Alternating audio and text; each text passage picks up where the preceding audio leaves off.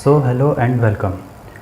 So guys, last video में हमने एक रिएक्ट का फर्स्ट एप्लीकेशन अपना देखा था, तो उसमें मैं थोड़ा ज़्यादा डिटेल में नहीं बता पाया था। तो यार इस वीडियो में हम देखेंगे कि कौन कौन से क्वेश्चन उस ऐप को बनाने के बाद आपके दिमाग में आ रहे होंगे। तो यार पहला क्वेश्चन जो सबसे पहले आ रहा होगा वो है कि ये ऐप फंक्शन क्या है। जैसे कि यहाँ पर हमारा ये app.js में ये फंक्शन जो है, ये ऐप फंक्शन क्या है। तो बेसिकली यार ये कुछ नहीं है, ये एक रिएक्ट कंपोनेंट है। तो रिएक्ट में हमारे दो तरह के कंपोनेंट होते हैं, एक होते हैं हमारे क्लास कंपोनेंट और एक होते हैं हमारे फंक्शनल कंपोनेंट। तो हमारा प्रोजेक्ट में जो ऐप है वो हमारा एक फंक्शनल कंपोनेंट है। और ये फंक्शनल कंपोनेंट कर क्या रहा है, ये बेसिकली एक JSS को प्रोड्यूस कर रहा है हमारे लिए। और जो यूज़र इवेंट होते हैं, जैसे कि बटन पर हम कोई क्लिक करेंगे या फिर हम इनपुट के अंदर कुछ टाइप करेंगे, तो इस तरह के यूज़र इवेंट को ये हैंडल करता है। और जो भी ये प्रोड्यूस करता है JSX फाइल को, लास्ट में उसको रिटर्न कर देता है। तो जैसे कि हम अपने ऐप में देख सकते हैं, यहाँ पर जो ये फंक्शन ऐप है, ये यहाँ पर JSX को रिटर्न कर रहा है। ये रिटर्न इतना पार्ट जो है हमारा JSX है। तो अब आपके दिमाग में ये क्वेश्चन आ रहा होगा कि ये JSX क्या है। तो यार JSX हमारी एकदम HTML की तरह ही दिखती है, बस थोड़ी सी डिफरेंट तरीका हो जाता है इसको लिखने का, जो कि हम रिएक्ट में लिखते हैं इसको। मतलब बेसिकली एक HTML की तरह ही लिखते हैं, बस थोड़ा सा चेंज हो जाता है। जैसे कि यहाँ पर आप देख सकते हैं कि अगर हमें क्लास है तो हम HTML में क्लास = ऐप करके लिख सकते थे, लेकिन यहाँ पर हम कैमल केस का यूज़ करते हैं, क्लास नेम। और एक और डिफरेंस होता है कि JSX में हमारे नॉर्मल HTML एलिमेंट तो होते ही होते हैं, जैसे कि div हो गया, स्पैन हो गया, h1 हो गया, इनपुट। इसके साथ ही साथ यहाँ पर कुछ और एलिमेंट आ जाते हैं जिसको हम कंपोनेंट बोलते हैं। कंपोनेंट क्या होते हैं, जैसे कि हमारे ऐप में फील्ड कंपोनेंट है, कलर कंपोनेंट है और शो कंपोनेंट है। तो जो नॉर्मल HTML एलिमेंट्स होते हैं उनको तो हम ऐसे लिख देते हैं, जैसे ये div है और इसको हमने यहाँ पर क्लोज़ कर दिया, मतलब ओपन एंड क्लोज div। लेकिन जो हमारे कंपोनेंट होते हैं उनको हम सीधा एक ही उसमें लिखते हैं, यहाँ पर ही ओपन करा और इसी के साथ ही हमने क्लोज़ कर दिया।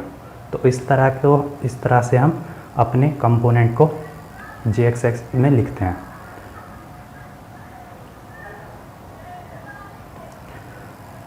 तो अब हो क्या रहा है इसमें, अब हमारा जो रिएक्ट है वो क्या काम करता है, जितने भी हमारे यहाँ पर नॉर्मल एलिमेंट हैं और जितने भी हमारे कंपोनेंट हैं उसको ये कैसे चेक करेगा।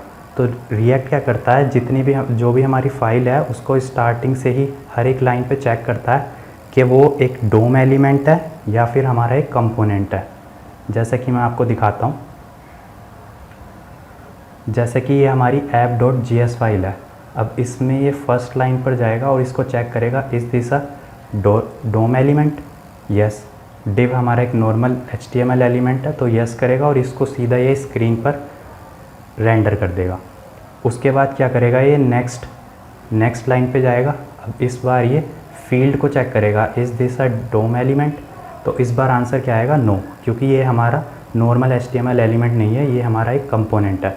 तो इस केस में ये क्या करेगा, इस कंपोनेंट को कॉल करेगा और जो इसके अंदर JSX है, जो ये कंपोनेंट रिटर्न कर रहा होगा, इसको ये वापस मांगेगा। मतलब इसके पास जो JSX है उसको ये फैच कर लेगा। उसके बाद ये क्या करेगा, इसको जब कॉल करा होगा इसने फील्ड को, तो फील्ड के अंदर भी ये सेम प्रोसेस, आइटरेटिव प्रोसेस लगाएगा। तो यार फील्ड के अंदर भी सेम प्रोसेस ये करेगा, उसमें भी ये चेक करेगा सबसे पहले div को, इस दिस अ डोम एलिमेंट। तो आंसर आएगा यस, तो इसको भी ये स्क्रीन पर शो कर देगा। तो यार सेम प्रोसेस ये बाकी कंपोनेंट के लिए भी करेगा, जैसे कि कलर और शो। सेम प्रोसेस हो रहा होगा बिल्कुल ऐसे ही, हर एलिमेंट पे जाके चेक करेगा कि ये डोम एलिमेंट है या नहीं है। अगर डोम एलिमेंट है तो उसको स्क्रीन पर सीधा शो कर देगा, और अगर वो डोम एलिमेंट ना होके कंपोनेंट है तो उस केस में क्या करेगा, उस कंपोनेंट को कॉल करके उसके बाद उसके अंदर चेक करेगा फिर से।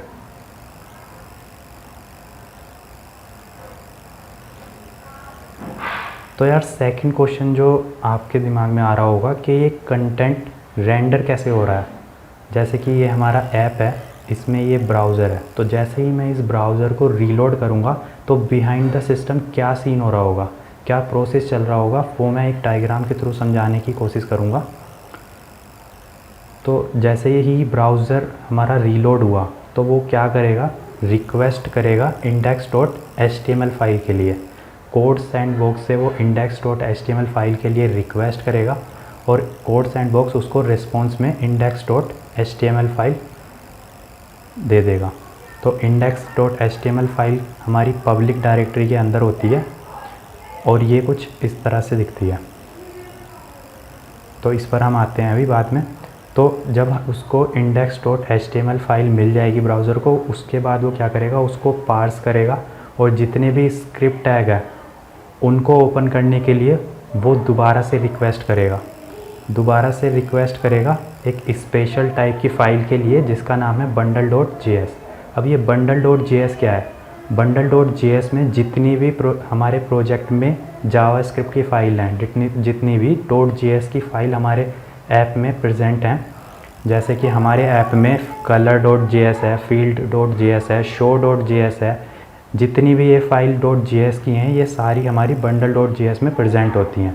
तो ये उसी फाइल के लिए रिक्वेस्ट करेगा और कोड सैंडबॉक्स हमारा रिस्पॉन्स में वो bundle.js फाइल ब्राउज़र को दे देगा। उसके बाद ब्राउज़र क्या करेगा, bundle.js में काफ़ी फ़ाइल प्रेजेंट हैं, उसमें से ये सबसे पहले index.js फाइल के पास जाएगा। index.js फाइल को ये ओपन करेगा और index.js फाइल हमारी कुछ इस तरह से है। इसमें हमने रिएक्ट और रिएक्ट डोम को इंपोर्ट कर रखा है।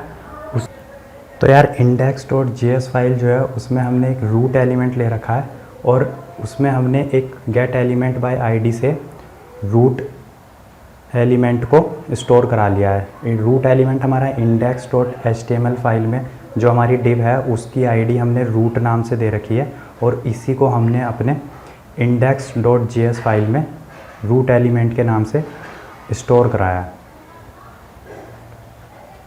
तो यार ये रिएक्ट डोम डॉट रेंडर जो है वो काम किस तरह से कर रहा है, इसको हम देखते हैं।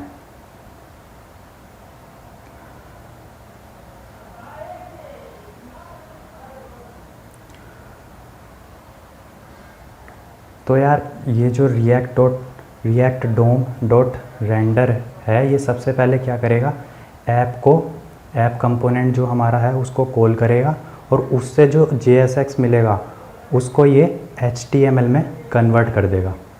मतलब कि जो हमारा कंपोनेंट ऐप है वो रिटर्न कराएगा हमारा JSX, उसको ये क्या करेगा HTML में कन्वर्ट कर देगा। क्योंकि हमारा ब्राउज़र जो है वो JSX के बारे में तो उसको जानता नहीं, उसको पता है HTML, तो ये वही काम करेगा, उसको HTML में कन्वर्ट कर देगा। उसके बाद क्या होगा, रूट एलिमेंट हमारा क्या करेगा, रूट एलिमेंट जो हमारा HTML अब मिला है उसको हमारे index.html फाइल जो है उसमें जो रूट डिव है जिसको आईडी हमने रूट दे रखी है उसके अंदर उसको रेंडर करा देगा। ये काम जो है हमारा वो रिएक्ट डोम करता है। तो आई होप यार समझ में आ रहा होगा आपको। तो जैसे कि आप इसमें देख सकते हैं इस तरह से हमारी जो स्क्रीन है वो दिखने लग जाएगी।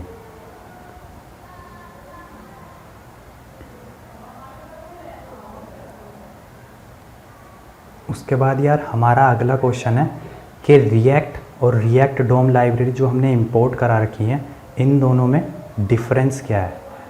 बेसिक डिफरेंस जो है वो हम देखेंगे। तो यार रिएक्ट जो है वो कंपोनेंट कैसे काम करता है ये उसमें हेल्प करती है। मतलब कि एक कंपोनेंट कैसे दूसरे कंपोनेंट से कम्युनिकेट करेगा, इन्फॉर्मेशन को पास करेगा, वो हमारा रिएक्ट देखता है। और दूसरा क्या करता है रिएक्ट, जो हमारे कंपोनेंट हैं या फिर नॉर्मल HTML एलिमेंट है उनको चेक करता है कि वो एक डोम एलिमेंट है या फिर एक कंपोनेंट है। जैसा प्रोसेस हमने पहले देखा था कि अगर वो डोम एलिमेंट है तो उसको वो स्क्रीन पर शो कर देगा, और वो अगर हमारा कंपोनेंट है तो उस कंपोनेंट को कॉल करेगा और उसके बाद उससे जो JSX रिटर्न होगी उस पर भी सेम काम वो करेगा। जैसे कि हमारे ये फील्ड और कलर और शो, ये 3 कंपोनेंट है। और यार जो इसमें इंफॉर्मेशन जो ये लिखी है लेबल, वैल्यू, ऑन चेंज, ये हमारे होते हैं प्रॉपर्टी जो हम पास कर रहे हैं। मतलब ये ऐप हमारा क्या है, एक पेरेंट कंपोनेंट है, और बाकी ये जो कलर फील्ड ये हमारे एक चाइल्ड कंपोनेंट है। तो पेरेंट से हम चाइल्ड में इंफॉर्मेशन को पास कर रहे हैं। फिर आता है हमारा रिएक्ट डोम। तो रिएक्ट डोम क्या करता है यार, जो भी हमारा कंपोनेंट है उनसे जो रिटर्न हो रहा है JSX, उसको ये HTML में कन्वर्ट करके स्क्रीन पर रेंडर करा देता है, और फाइनली जो हमें दिखता है स्क्रीन पर वो हमारा रिएक्ट डोम करता है। ये जो बेसिकली डिव है इसके अंदर उसको वो रेंडर करेगा, जैसे मैंने पहले बताया था। तो यार लास्ट क्वेश्चन है आ रहा होगा, मतलब कि यूज़ स्टेट क्या होता है। यूज़ स्टेट का हमने अपने ऐप में यूज़ किया है। तो ये बेसिकली यूज़ स्टेट यूज़ किस लिए होता है। तो पहले तो हमने ये इंपोर्ट कराया, इंपोर्ट कराने का सिंटेक्स ये है। फिर उसके बाद हमने ये, तो यार ये यूज़ स्टेट जो है वो एक रिएक्ट सिस्टम की तरह, हमारा रिएक्ट स्टेट सिस्टम की तरफ वर्क करता है। इसमें क्या होता है, जो भी इंफॉर्मेशन हम स्टोर कर रहे हैं जो कि आगे चेंज हो सकती है। जैसे कि अगर हम अपने ऐप में देखें तो उसमें एक कलर है और एक एंटर टेक्स्ट है। तो ये जो 2 इन्फॉर्मेशन है वो ओवर द टाइम चेंज हो सकती हैं।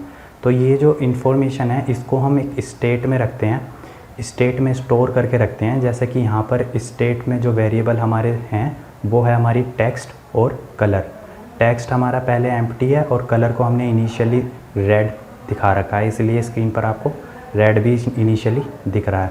तो इससे हेल्प क्या हो रही है, मतलब स्टेट को रख के हमें फ़ायदा क्या हो रहा है। तो इसका यार यूज़ होता है जब भी ये वेरिएबल, स्टेट वेरिएबल चेंज होते हैं फ्यूचर में, तो ये जिस भी कंपोनेंट में यूज़ हो रहे हैं, जिसमें भी हम इन्हें प्रॉपर्टी की तरह पास कर रहे हैं, उनको ये दोबारा से री-रेंडर करते हैं। जैसे कि फील्ड में मैंने वेरिएबल ले रखा है प्रॉपर्टी, वैल्यू में टेक्स्ट पास कर रखी है, और टेक्स्ट हमारा वो है जो एंटर टेक्स्ट के अंदर है। तो जब भी हम टाइप करेंगे उसमें और वो अपडेट होगा तो ये जो फील्ड कंपोनेंट है दोबारा से री-रेंडर होगा।